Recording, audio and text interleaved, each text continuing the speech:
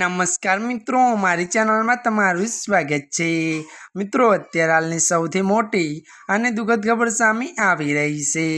જી આ મિત્રો, આપને જણાવી દઈએ કે સંઘ પ્રદેશ દમણમાં વધુ એક ભાજપ નેતાની હત્યા થઈ છે। 2020માં ભાજપ નેતા સલીમ અહેમદની જાહેરમાં ગોળી મારીને હત્યા કરવામાં આવી હતી।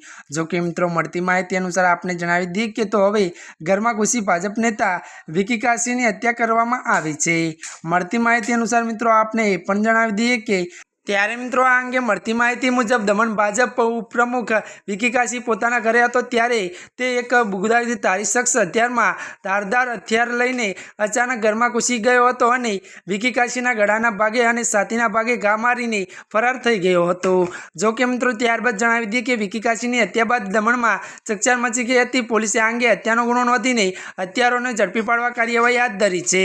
ત્યારે મિત્રો, આજના માટે આટલું જ। અમારી ચેનલમાં મિત્રો નવા હોય તો અમારી ચેનલને મિત્રો લાઈક, શેર અને સબસ્ક્રાઈબ કરી દેજો। ધન્યવાદ।